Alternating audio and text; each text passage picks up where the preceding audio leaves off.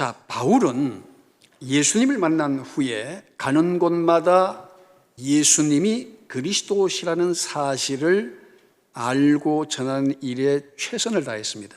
그래서 이 구원의 도리를 전하는데, 오늘 본문은 바울이 1차, 2차, 3차 선교를 끝내고 예루살렘으로 돌아왔다가 유대인들에 의해서 체포가 됩니다.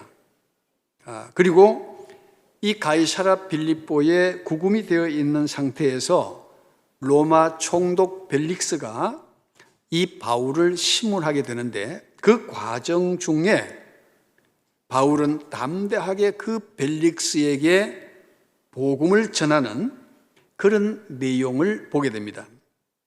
그래서 이 바울은 신앙의 세 가지 핵심 진리를 강론하는데, 예수님을 믿는 믿음의 세 가지 도리, 세 가지 핵심 신앙, 이것은 2000년 전에 바울이 전할 때나 지금이나 하나님의 말씀은 진리이기 때문에 변함이 없고, 또 그 말씀은 오늘 우리가 또 들어야 될 말씀이기 때문에 오늘 세 가지 신앙에 대해서 3대 핵심을 여러분과 함께 나누고 은혜 받기를 원합니다. 자, 오늘 본문 25절 말씀에 보면 바울이 의와 절제와 장차오는 심판을 강론하니 그렇게 말했습니다. 자, 첫째, 바울은 의에 대하여 그 벨릭스 총독에게 강론을 했죠. 근데 이 의라고 하는 말은 디카이오시네라고 이제 성경의 원문에 기록이 되어 있는데, 무슨 뜻이냐면은 올바름, 또 공정함, 정의로움이라는 그런 뜻을 가지고 있습니다. 여러분, 올바름, 공정함, 정의로움, 굉장히 좋은 말이죠. 네. 그래서 우리가 어떤 일이든지 정의롭고 또 공정해야 됩니다. 그리고 뭐든지 올바르게 해야 된다. 자, 그런데 이 원래의 의미는, 이 의라고 하는 것은 하나님께 받아들여질 수 있는 조건을 말하는 거예요. 그러니까 우리가 생각하는, 우리 인간 편에서 말하는 의가 아니라 하나님 편에서 받아들여질 수 있는 조건의 의라는 거예요. 여러분, 저도 이제 참 60 중반을 넘어가면서 대한민국에 수없이 정부가 바뀌었잖아요. 정권이 바뀌었잖아요. 그럴 때마다 사회 정의, 공정, 공평, 이런 말을 정권이 바뀔 때마다 수없이 하더라고요. 그런데 수십 년 들어봤는데 여러분, 지금 모든 것이 공정하고 공평하다고 여러분 느끼십니까?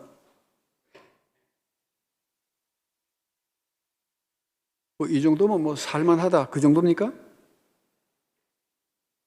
그런데 가만히 제가 보니까 공정사회를 부르짖으면서 공정하지 못한 일들이 너무 많고, 공평을 이야기하면서도 공평하지 못한 일들이 너무나 많아요. 왜냐? 자기들 기준의 정의, 자기들 기준의 공정이에요.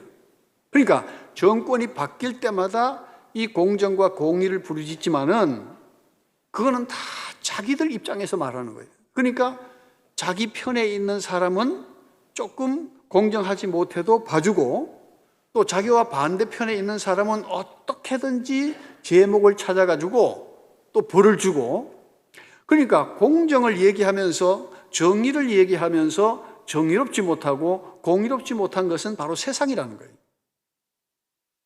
그런데 이 바울이 말한 의라고 하는 것은 무엇이냐 이거죠.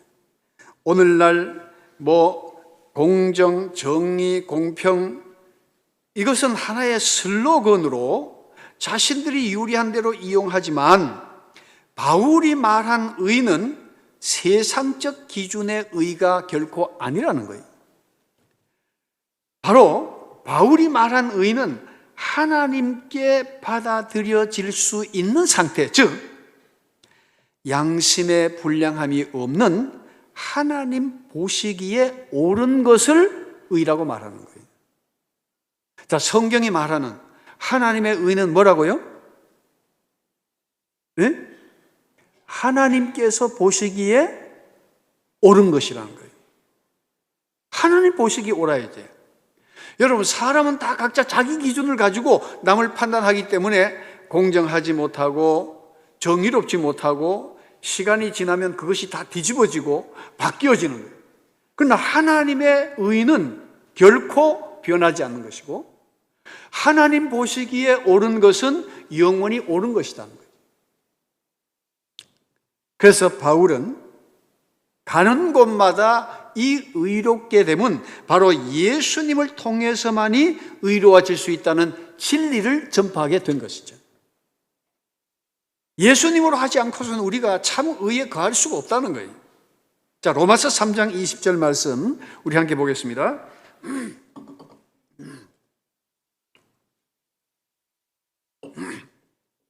자, 로마서 3장 20절에 보니까 그러므로 율법의 행위로 그의 앞에 의롭다 하심을 얻을 육체가 없나니, 율법은 무엇을 깨닫게 하는 것이라고요? 죄를 깨닫는 거예요. 그러니까 여러분, 이 법이라고 하는 것은 우리로 하여금 단지 죄를 깨닫게 해주는 것이죠. 만약에 여러분 현재 교통법이 없다면 여러분 지금 운전 마음대로 한들 법적으로 우리가 죄인이 됩니까? 안 됩니까?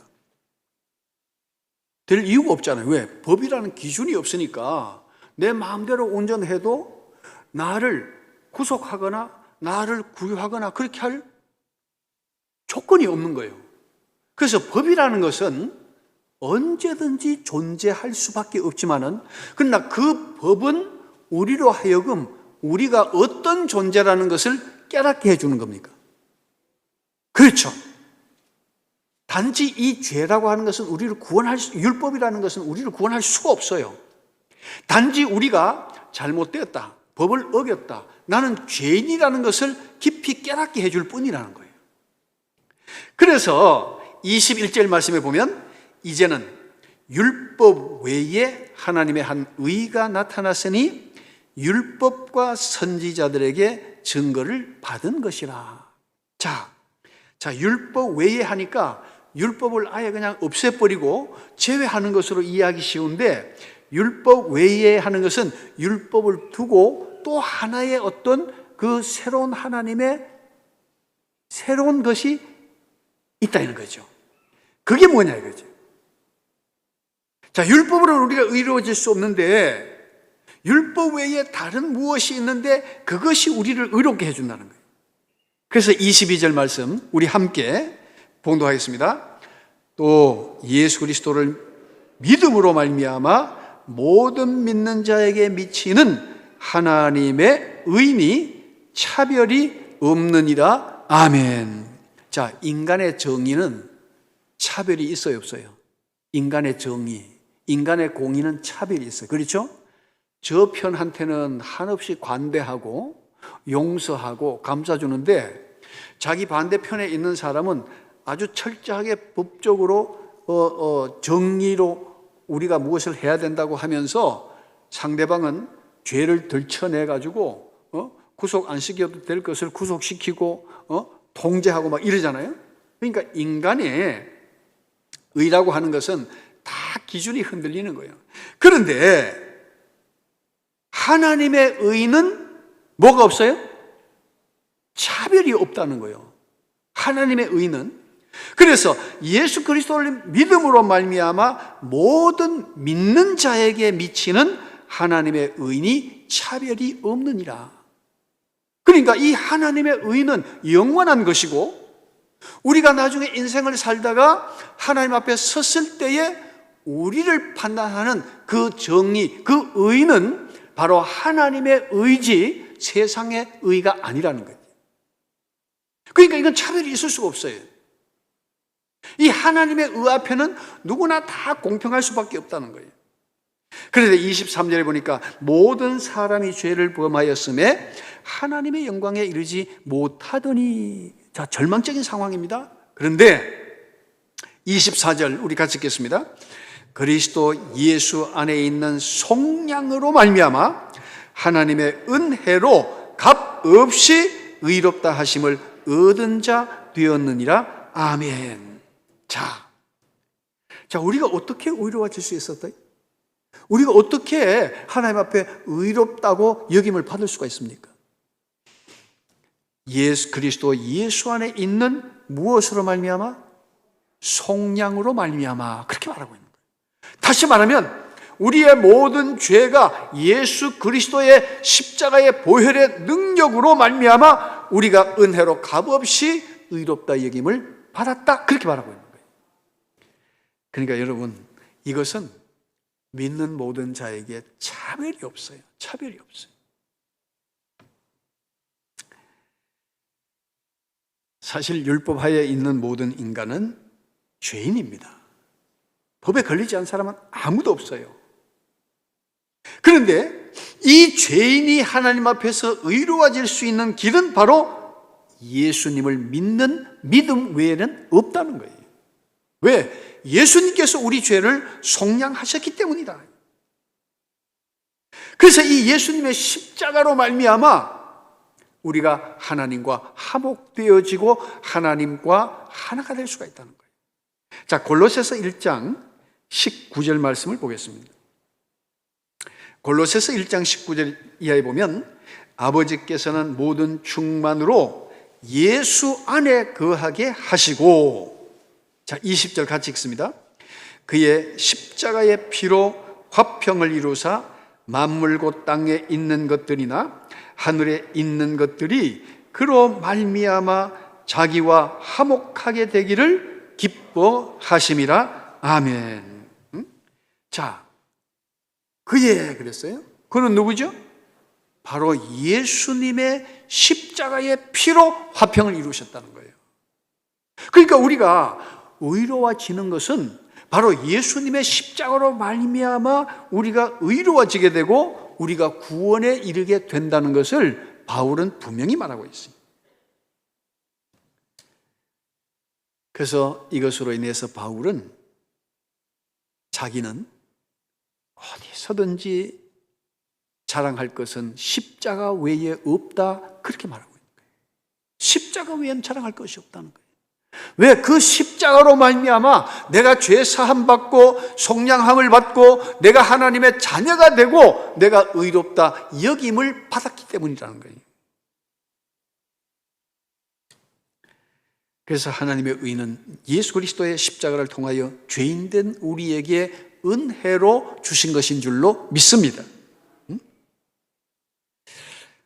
그렇기 때문에 여러분, 우리가 정말 믿는다고 할 때에 믿는 우리들은 이제 주님께서 우리에게 말씀하신 것처럼 누구든지 나를 따르고자 하는 자는 자기 십자가를 지고 나를 따르라, 그렇게 말씀하셨어요. 그래서 우리가 이 믿음의 의를 참 온전히 드러내는 것은 바로 십자가의 사랑을 깨닫는 것이고 또 내 역시 그 사랑에 응답하는 삶을 살아가는 것인데 그것이 바로 우리가 내게 주어진 십자가를 지고 주님을 따라가는 것이다. 그런데 여러분, 오늘날에는 편의주의 시대가 되었어요. 그래서 십자가 없는 신앙, 십자가 없는 교회, 십자가 없는 직분자가 되기를 원하는 시대예요. 왜? 정말 우리가 그 십자가를 안다면 그 십자가는 나의 죄 때문에 돌아가신 그리스도의 십자가를 깨닫는 사람은 철저히 회개할 수밖에 없어요. 회개한 사람은 정말 주님을 따라가는 그 십자가, 내게 주어진 십자가 달게 지고 주님을 따라갈 수밖에 없다는 거예요. 왜? 주님이 먼저 나를 위해서 십자가를 지셨기 때문에.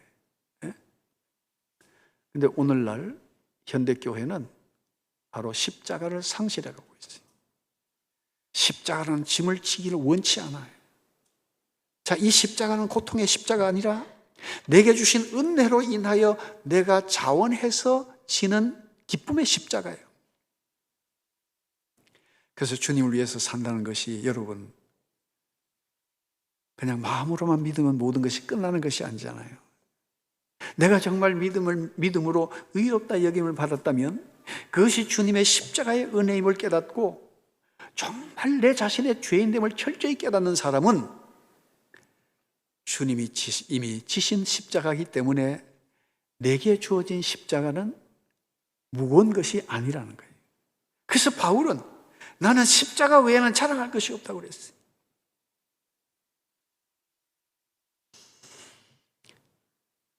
오늘날 은혜를 상실해 갈 때에 우리는 십자가를 외면하고 십자가를 던져버립니다. 섬김과 봉사가 사라져갑니다. 정말 주님의 은혜를 깨닫는다면 그리스도를 사랑하는 그 마음은 교회를 사랑하고 성도를 사랑하고 그래서 복음의 빚진 자로서 복음을 위해서 사는 자가 정말 믿음의 의를 깨닫는 자가 된 줄로 믿습니다. 두 번째는 역시 25절에 보니까 바울이 의와 절제와 이렇게 말했어요. 자, 절제에 대한 강론을 벨릭스에게 했다는 거죠. 여러분, 의는 십자가로 성취되어지고 그렇기 때문에 그 회개와 은혜의 감격을 인하여 주님을 섬기는 모습으로 그 믿음의 의를 드러내게 되어 있다면 두 번째는 절제라는 거예요. 자, 이 절제는 엔크라테이아라고 하는 말을 사용하고 있는데 이것은 뭐냐면은 자제, 자기 통제 혹은 억제라는 뜻이에요. 자제, 자기 통제, 억제라는 뜻인데 여러분, 인간의 본성은 죄성을 가지고 있습니다. 그러니까 여러분, 예수님 믿고 난 뒤에 이제는 죄하고는 전혀 관계없는, 이제는 전혀 죄를 짓지 않는 완전한 사람이 됐습니까? 예수 믿고 난 뒤에 나는 한 번도 죄 지어 본 적이 없다는 분 손 한번 들어보세요.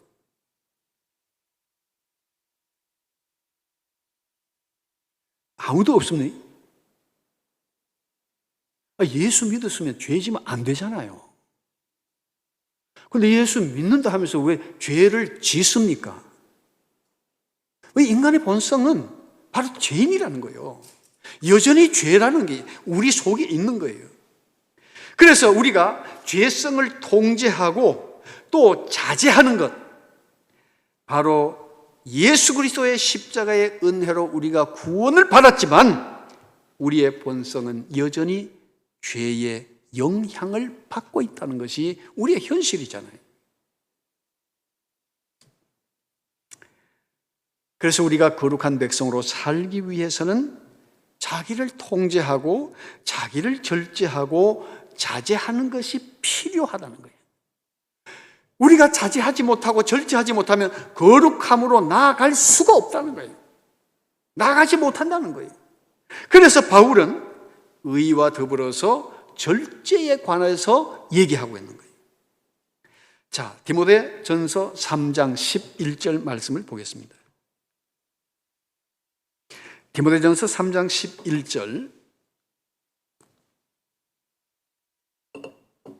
여자들도 이와 같이 뭐하고? 정숙하고. 왜 정숙하라고 그러죠? 정숙하지 못하니까. 모함하지 아니하며. 왜 모함하지 말라고 그랬죠? 말하다 보면 자기 유리한 대로 말하니까. 다른 사람 모함하고 과장된 말하고 없는 말도 하고 해서 어쨌든 상대방을 비하시켜야 되니까. 그래서 모함하지 말며 아니하며, 그 다음에 절제하며 그랬어요. 왜 절제하라고 그러죠? 자기 통제가 안 되니까 하고 싶은 말 다 하고 먹고 싶은 거 다 먹고 자기 하고 싶은 거 다 하면서 우리가 거룩한 백성으로 살아갈 수가 있느냐는 거죠. 그 다음에 모든 일에 충성된 자라야 할지니라. 왜 충성되라고 그랬죠? 예? 충성하지 않으니까 그냥 머리로만 예수 믿는 거예요. 그 편의주의 신앙에 빠지는 거예요. 그러니까 그 가운데 절제하라는 거예요. 절제하라는 거예요. 이건 뭐 여자들뿐만 아니죠. 네. 남자들도 어떤 때 모여가지고 얘기하다 보면 다른 사람 형편없게 만들어버리는 얘기를 하고 또 헤어질 때가 있고 말이지. 그러다 보면 근거 없는 얘기가 막 떠돌아다니는데 그 중심에 서게 되는 거예요. 저도 뭐 아래 토요일 날 누가 전화가 왔는데 뭐 극단적인 얘기를 하는 거예요. 그 아주 막 나쁜 사람이고 막 근데 토요일 날 전화를 받고 주일 날 또 이제 그 아주 극단적인 표현을 받았던 사람이 또 내게 전화가 왔는데 또 그 사람 얘기 들어보니까 또 전혀 또 달라. 그 사람이라는 것은 다 그냥 자기 중심적으로 얘기를 하다 보니까 극단적인 얘기를 하는 거예요. 그래서 제가 중간에서 가만히 듣다가 이쪽 얘기도 못하고 저쪽 얘기도 못하고 그냥 잘 알겠다고 그 위해서 내가 기도하겠다고 그렇게 하고 말았어요. 남자들도 말 많이 합니다. 여자들만 하는 게 아니에요. 정말 절제해야 될 때가 많아. 네? 자, 디모데후서 1장 7절 말씀 한번 볼까요?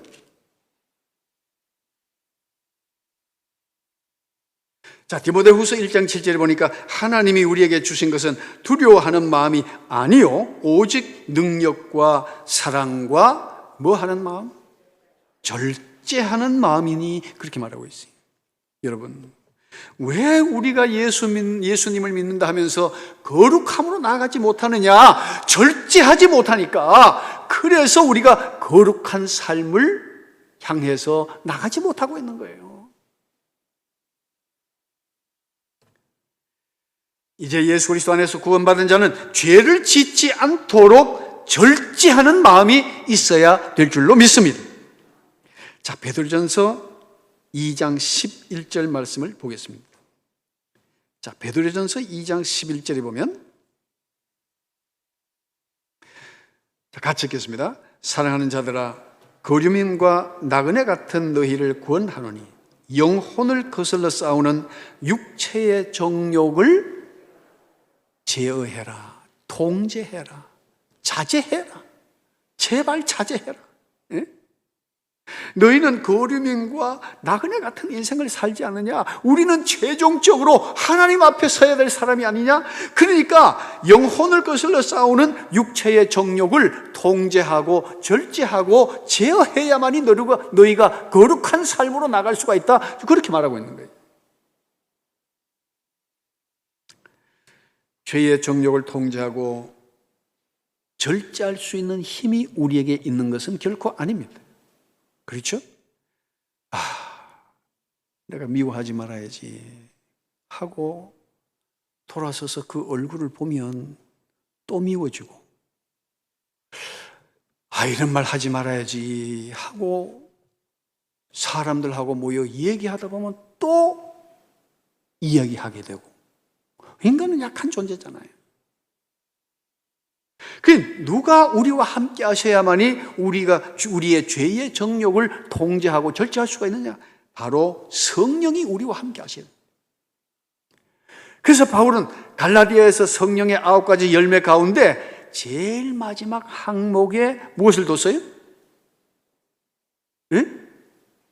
절제라는 것을 성령의 열매로 두었다는 거예요. 여러분 오늘 예배 마치고 나가실 때에 독일의 유명한 벤츠 자동차 회사에서 여러분들에게 차를 하나씩 좋은 차를 다 나누어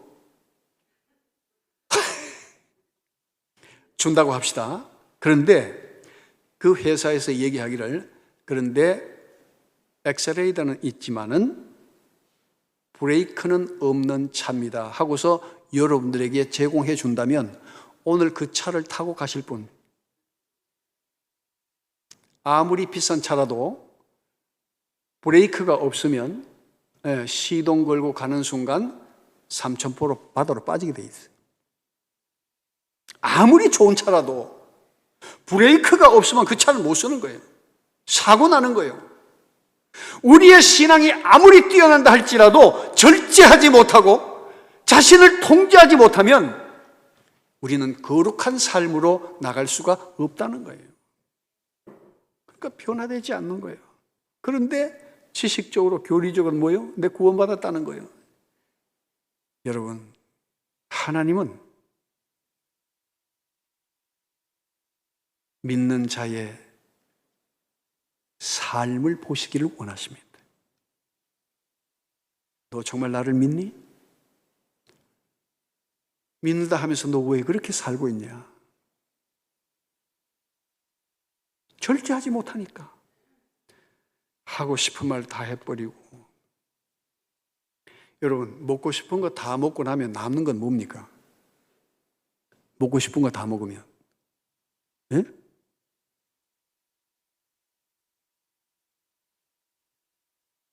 그 해외 토픽에 보니까 남자 몸무게가 뭐 300 뭐 몇 킬로짜리, 이 사람은 병원 가려고 하면 그 중장비를 가져와 가지고 못 움직이니까.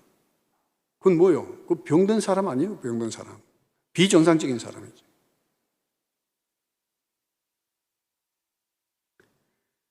그래서 바울은 성령의 열매 가운데 마지막 중요한 항목으로 절제라는 것을 얘기하고 있는 거예요. 그리스도인이 거룩에 이르지 못한 이유는 분명합니다. 자, 다시 한번 고린도전서 9장 25절 보겠습니다. 고린도전서 9장 25절. 자, 같이 읽겠습니다. 이기기를 다투는 자마다 모든 일에 절제하나니 그들은 썩을 승리자의 관을 얻고자 하되 우리는 썩지 아니할 것을 얻고자 하노라. 아멘. 그러면서 바울이 27절에서 내가 내 몸을 처 복종하게 함은 내가 남에게 전파한 후에 자신이 도리어 버림을 당할까 두려워함이로다 그랬어요. 내가 바울 자신이 노사도가 그리스도의 복음을 위해서 평생을 살아왔던 그가 내가 내 몸을 쳐서 복종하게 함은 내가 남에게 전파한 후에 자신이 도리어 버림을 당할까 두려워함이라 그렇게 말했어요. 여러분, 바울은 이 버림을 당할까 하는 것은 구원을 얘기하는 것이 아니라는 거예요. 상급을 받지 못하는, 주님 앞에 인정받지 못하는 자가 될까 두렵다는 거예요. 그러니까 이 바울의 신앙은, 그 십자가의 은혜를 제대로 깨달았던 이 바울은 철저히 낮아짐과 겸손함으로 자신을 채찍질하면서 절제하면서 그리스도를 위하여 자신의 생애를 바쳤던 사람이에요. 바로 그의 겸손함을 우리에게 보여주고 신앙의 길이 무엇인지를 우리에게 보여준 것이라.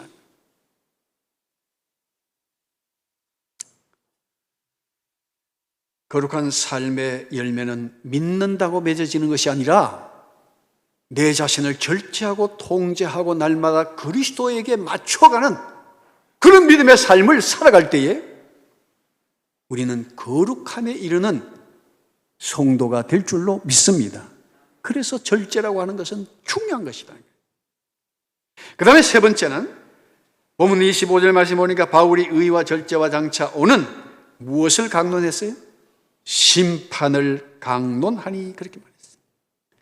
자, 우리가 의에 이르기 위해서는 믿음으로만 의에 이를 수 있다.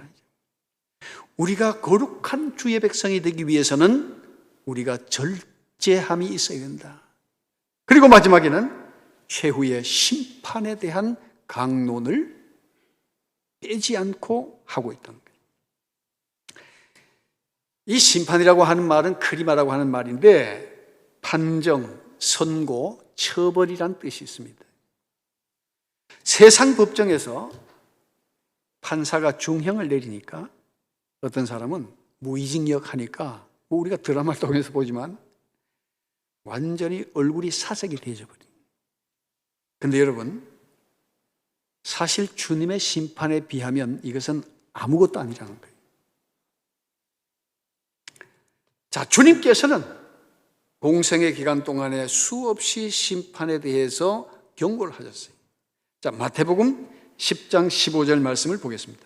마태복음 10장 15절에 보면 내가 진실로 너에게 이르노니 심판날에 소돔과 고모라 땅이 그 성보다 견디기 쉬우리라 그렇게 말했어요. 심판을 얘기하십니다. 그리고 마태복음 11장 22절과 24절에 보니까 내가 너에게 이르노니 심판날에 두로와 시돈이 너희보다 견디기 쉬우리라. 그 심판의 혹독함을 말씀하시고 24절에서 내가 너희에게 이르노니 심판날에 소돔 땅이 너희보다 견디기 쉬우리라 하시니라 그렇게 말씀하고 계시는 거예요. 여러분, 심판이 없다면 우리가 바르게 살아라, 그리스도의 향기가 되게 살아라 얘기할 필요가 없잖아요. 왜? 심판이 없는데. 여러분 인생 마음대로 엔조이하고 즐기며 산다 한들 누가 심판하겠어요? 만약에 심판이 없다면 누가 거기에 구애를 받겠냐고. 그러나 주님께서는 분명히 말씀하고 계시는 거죠. 자, 고린도 후서 5장 9절 10절 말씀 보겠습니다. 고린도 후서 5장 9절 10절 말씀. 그런즉 우리는 몸으로 있든지 떠나든지 주를 기쁘시게 하는 자가 되기를 힘쓰노라 그랬어요. 믿음은 힘쓰는 거예요. 누구를 기쁘시게 하기 위해서? 주님을 기쁘시게 하기 위해서. 그래서 절제하는 거예요. 그리고 10절에 왜 또 우리가 그렇게 살아야 되느냐? 같이 읽겠습니다. 이는 우리가 다 반드시 그리스도의 심판대 앞에 나타나게 되어 각각 선악간에 그 몸으로 행한 것을 따라 받으려 함이라. 아멘. 왜 바울이 여기서 믿음을 강조하지 않았을까요? 믿음으로 우리가 주님 앞에 설 수 있기 때문에. 자, 그럼 주님 앞에 섰을 때는 이제는 믿음으로 섰기 때문에 마치 여러분 이번에 누리호가 인공위성을 발사했잖아요. 자, 3단 로켓이 올라갔는데 1단, 2단, 3단. 여러분, 로켓의 어떤 추진력은 공중으로 띄어 올리는 것을 우리는 믿음이라고 생각합니다. 믿음. 그리고 중간 단계의 로켓. 자, 어느 목표까지 올라가야 돼. 그렇죠? 그 3단 로켓은 마지막 그 고지까지 700km 이상까지 올라가야 돼. 그게 목표야. 그게 소망이야. 그러면 마지막 단계 올라갔을 때는 인공위성이 분리돼서 나와서 이제는 모든 것을 살필 수가 있어야 돼. 지구 궤도를 돌아야 되는 거예요. 이 일은 인공위성이 하는 거예요. 그렇죠? 우리가 믿음으로 주님 나라에 이르렀을 때는 믿음이 더 필요해요? 필요하지 않아요? 인공위성이 밑에 추진체가 어느 정도 띄어 올리면 이 추진체를 달고 있어야 됩니까? 떨어져야 됩니까? 자연적으로 분리돼 떨어지잖아요. 왜? 이미 올라갔기 때문에. 우리가 믿음으로 가는 거예요, 주님 앞에. 그러면 주님은 무엇을 가지고 우리를 판단하고 심판하실까요? 네? 그 몸으로 행한 것을 따라 받으려 함이라. 너 믿는다 하면서 나를 위해서 무엇을 했니? 너 믿는다고 말만 하면서 나를 위해서 너가 진 십자가가 무엇이니? 너의 섬김과 봉사가 무엇이니? 네가 행한 것이 무엇이니? 그걸 물으시겠다는 거예요.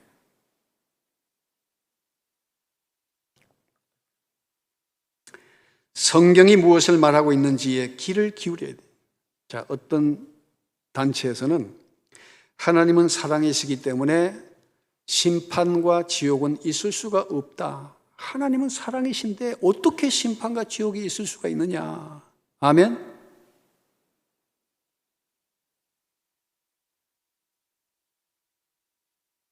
이 복음으로 들리지 않습니까? 이것은 사이비 이단이 하는 소리예요. 사랑에 대한, 하나님의 사랑에 대한 이해가 전혀 없기 때문에 그렇게 얘기하는 거예요. 여러분, 하나님의 사랑이 무엇인지를 바로 알고 깨달으면 이런 말을 할 수가 없어요. 나중에 기회를 잡아서 하나님의 사랑은 어떤 사랑인지에 대해서 제가 한번 말씀드리겠습니다만은, 오늘은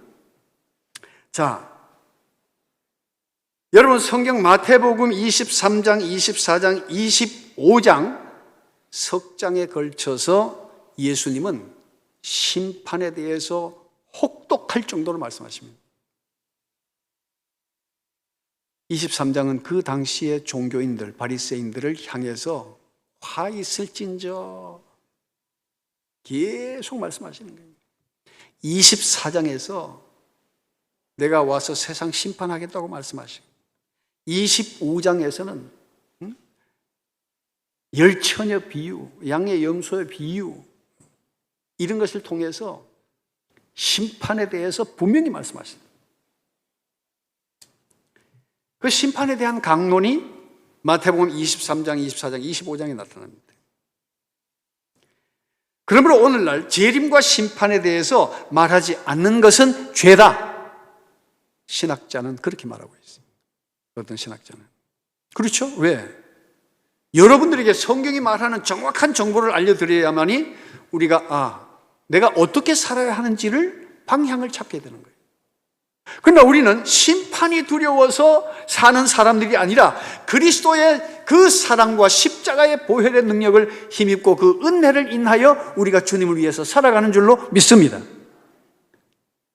그러니까 참 믿음에 속하면 심판은 두려움이 되지 못해요. 그렇죠?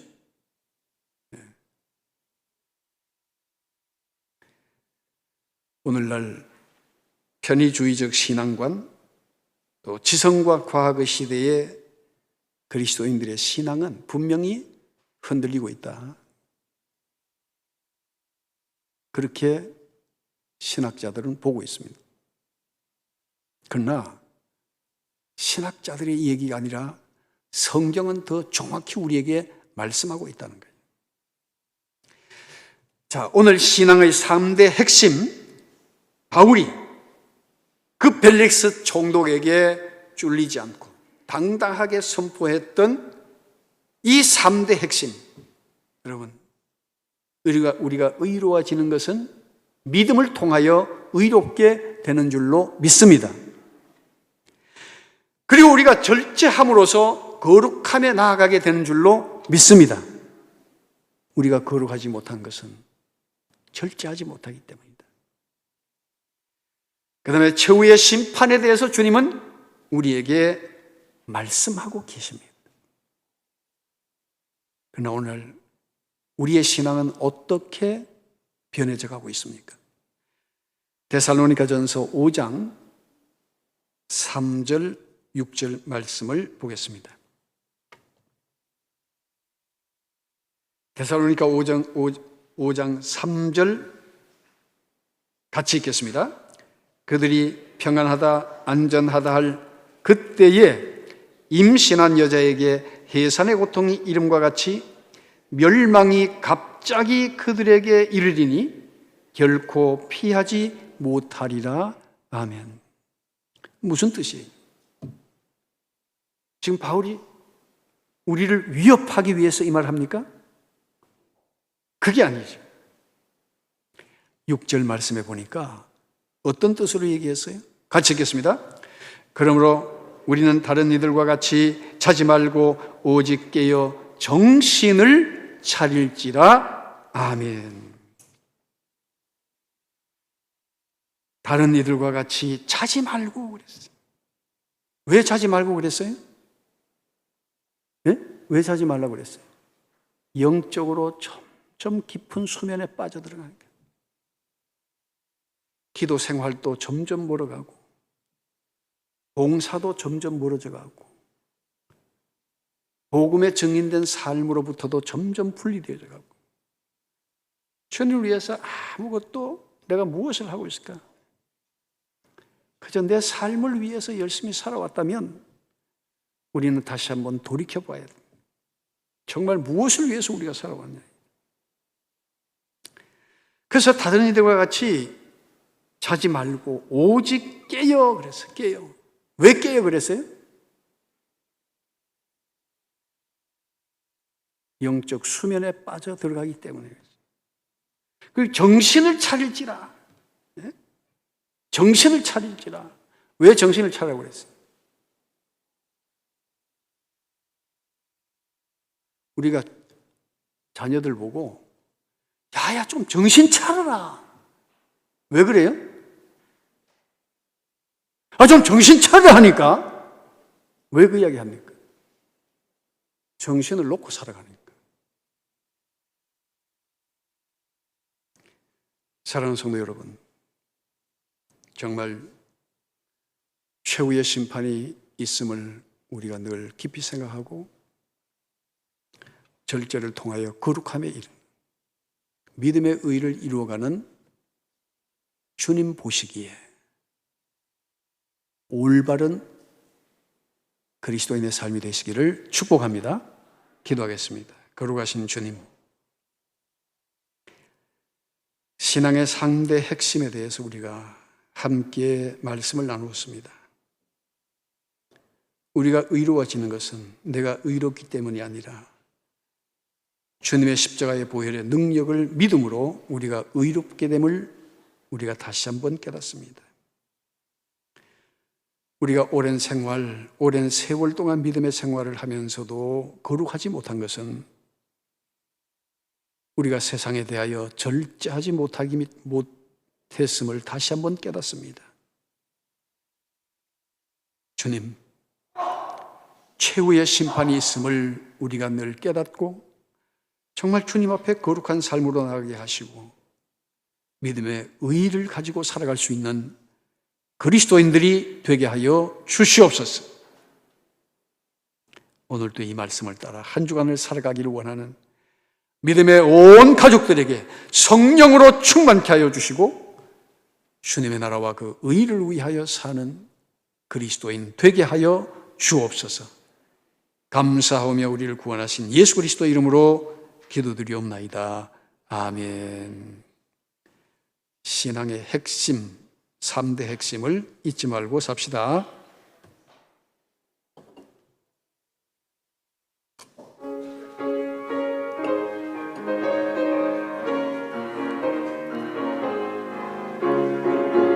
주 안에서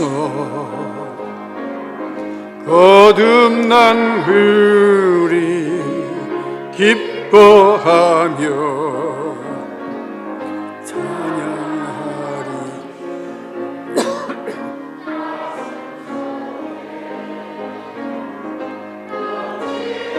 확신 우리의 가는 길에서 막 넘치네. 살아계신 주 나의 참된 소망 두려움이 사라지네. 사랑의 주네 갈 길 인도하니 내 모든 삶의 기쁨 늘 충만하네.